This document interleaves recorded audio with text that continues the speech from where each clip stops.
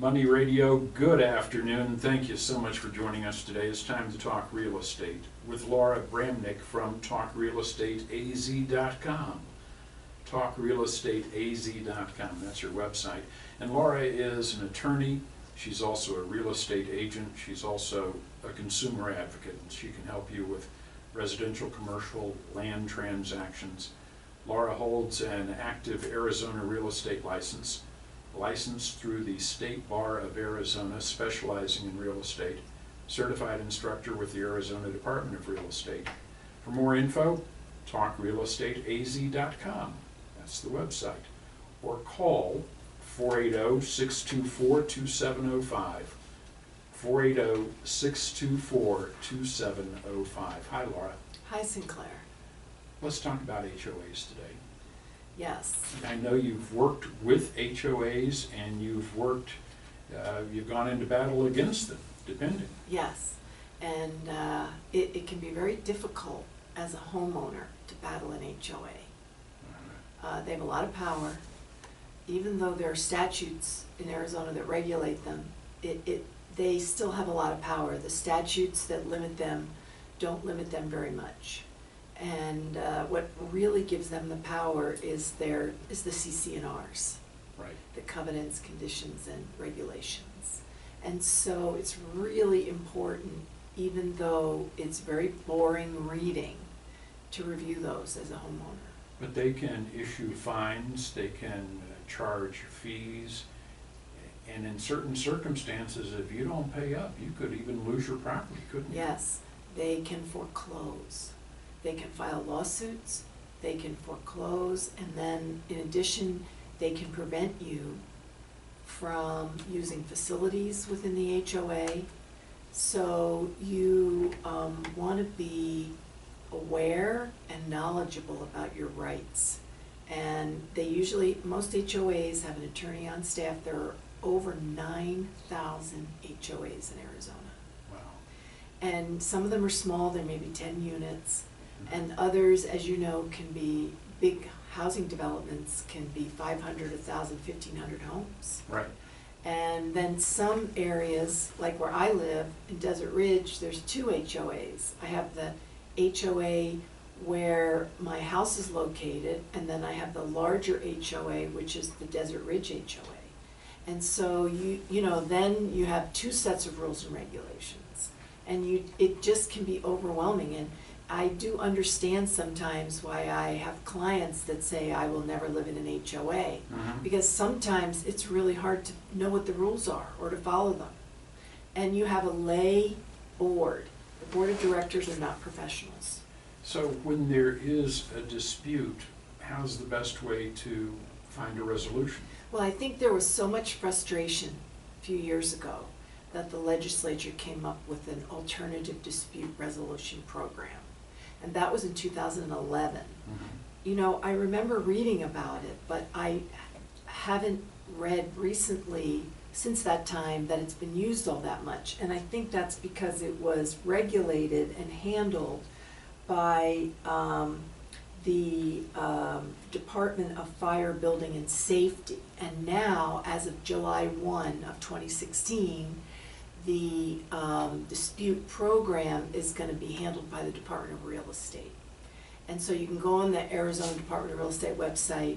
They have the whole procedure set out. And so basically, the only people that are eligible for the program are the homeowner and the HOA. In other words, if you're a homeowner that has a dispute against another homeowner, you're not eligible.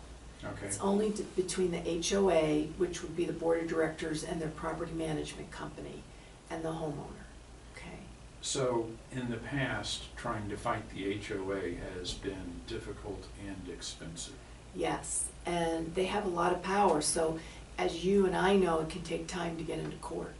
And so even if you do exercise your rights in court, in the meantime, the HOA fees and fines and their ability to limit what you can do with your home, it drags on and on.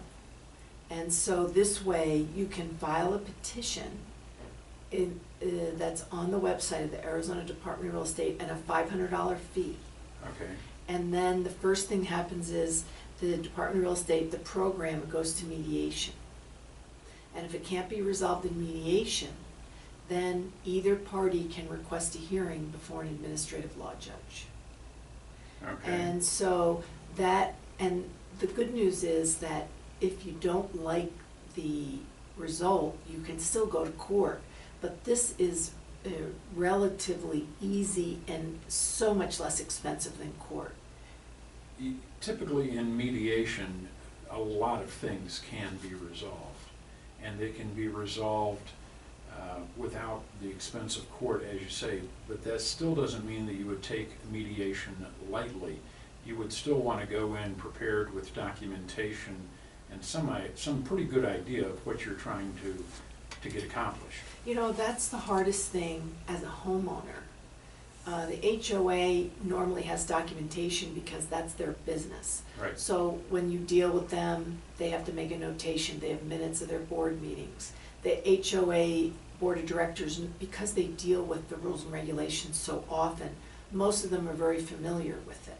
And so the problem is, as a homeowner, a lot of times you don't realize that you're going to have a dispute until after a lot of the evidence you haven't bothered to preserve.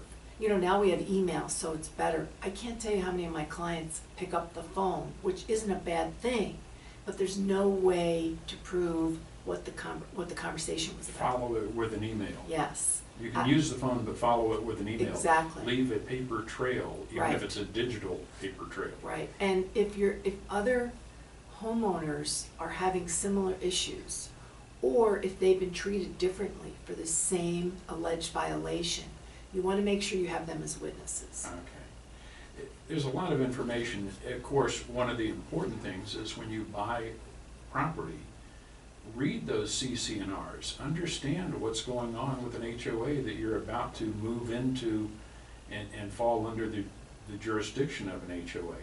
Understand that first, and that's an important point.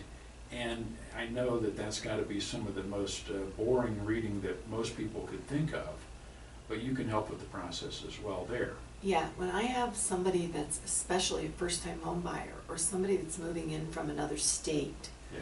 who is not as familiar with HOAs, I request from them that I review them with them. And you've worked for HOAs in the past, and you have worked in disputes against HOAs, not at the same time, but. Right.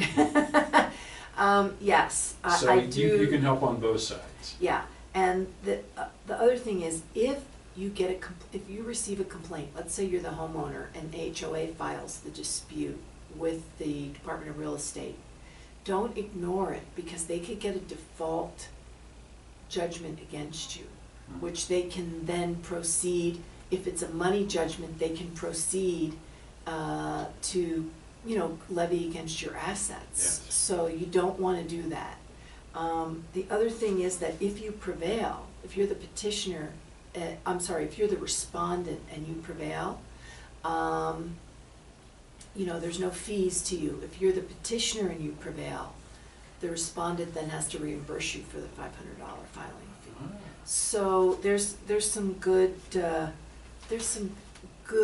alternatives in this program, and I think if people utilize it, it'll get stronger and stronger. If you have questions about HOAs, anything that comes up, HOAs, talk to Laura.